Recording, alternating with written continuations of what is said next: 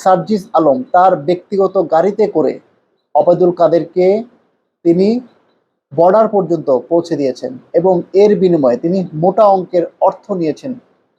আসসালামু আলাইকুম, আপনাদের সবাইকে শুভেচ্ছা জানাচ্ছি। আমি তানভীর হাসান। প্রিয় দর্শক, ২০২৪ সালের ৫ই আগস্ট আওয়ামী লীগ সরকারের পতনের পর দলটির প্রধান এবং সাবেক প্রধানমন্ত্রী শেখ হাসিনা বাংলাদেশ থেকে পালিয়ে ভারতে চলে যান। এরপর থেকে আওয়ামী লীগ এবং তার সহযোগী অঙ্গ সংগঠনের নেতাকর্মীরা একে একে দেশ ত্যাগ করেন। যারা দেশে ছিলেন তাদের অনেকেই বর্তমানে গ্রেপ্তার হয়ে কারাগারে রয়েছেন। যারা দেশ থেকে চলে গেছেন তারা অনেকেই এনসিপি সহ জামায়াত ইসলামী এবং তৎকালীন সরকারের বিভিন্ন উপদেষ্টাদের ম্যানেজ করে বাংলাদেশ ত্যাগ করে ভারত কিংবা বিভিন্ন দেশে চলে গিয়েছেন বলে বিভিন্ন সময় অভিযোগ উঠেছে এনসিপি নেতা হান্নান মাসুদ, এনসিপি নেতা হাসনাত আবদুল্লাহ, সার্জিস আলম, নাহিদ ইসলাম। তারা আওয়ামী লীগের বিভিন্ন পর্যায়ের নেতাকর্মীদের কাছ থেকে বিভিন্ন সুবিধা নিয়ে, অর্থ নিয়ে তাদেরকে ভারত কিংবা অন্যান্য দেশে পালিয়ে যাওয়ার সুযোগ করে দিয়েছেন। এবার সার্জিস আলম, তার বিরুদ্ধে অভিযোগ উঠেছে তিনি আওয়ামী লীগের সাধারণ সম্পাদক ওবায়দুল কাদেরকে বাংলাদেশ থেকে পালিয়ে যেতে সাহায্য করেছেন।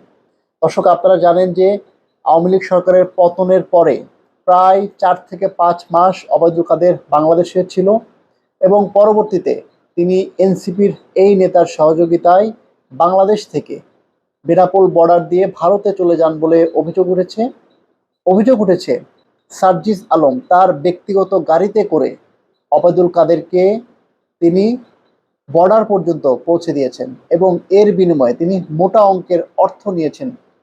দর্শক, বাংলাদেশের বিভিন্ন সংবাদ মাধ্যম বলছে আওয়ামী লীগের সাধারণ সম্পাদক ও সাবেক সেতুমন্ত্রী ওবায়দুল কাদেরকে দেশ ত্যাগে সহযোগিতার বিনিময়ে বড় অঙ্কের টাকা নেওয়ার অভিযোগ সম্পূর্ণ প্রোপাগান্ডা ও গুজব বলে উড়িয়ে দিয়েছেন এনসিপির উত্তরাঞ্চলের মুখ্য সংগঠক সার্জিস আলম।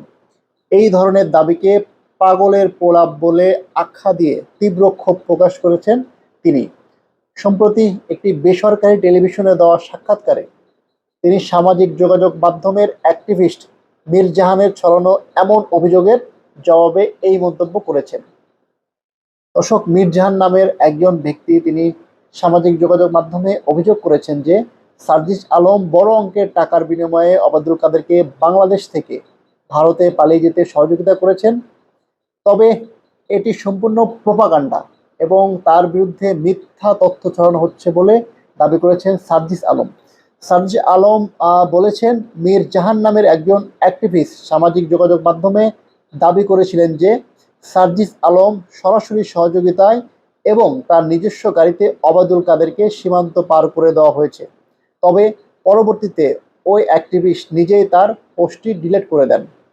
সার্জিস আরও বলেছেন, আমি নিজে সোশ্যাল মিডিয়ায় ওনার পোস্টে গিয়ে কমেন্ট করেছিলাম, আপনি যদি এই তথ্য প্রমাণ করতে পারেন তবে আমি রাজনীতি ছেড়ে দেব, পাশাপাশি যে কোনো শাস্তি মাথা পেতে নেব।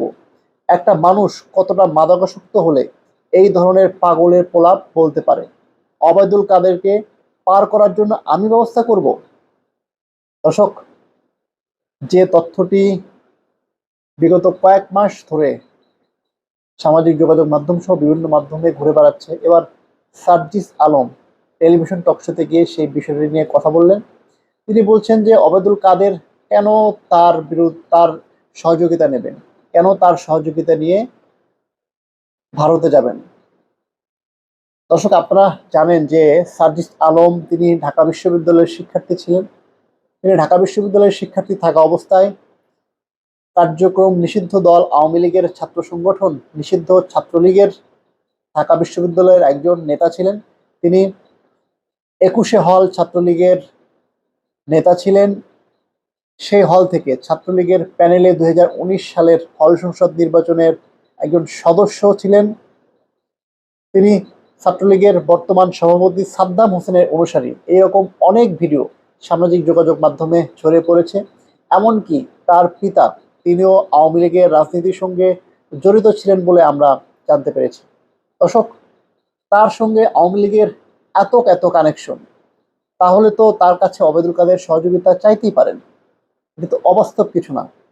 আর তিনি তো একসময় ছাত্রলীগের রাজনীতির সঙ্গে জড়িত ছিলেন।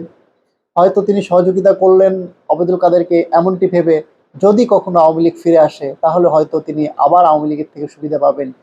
ওবায়দুল কাদের কিংবা কোনো না কোনো মাধ্যমে তিনি আবার আওয়ামী লীগে ঢুকে যেতে পারবেন।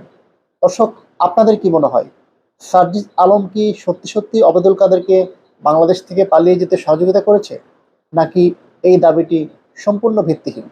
আপনাদের গুরুত্বপূর্ণ মতামত আমাদের কমেন্ট সেকশনে জানান। ধন্যবাদ।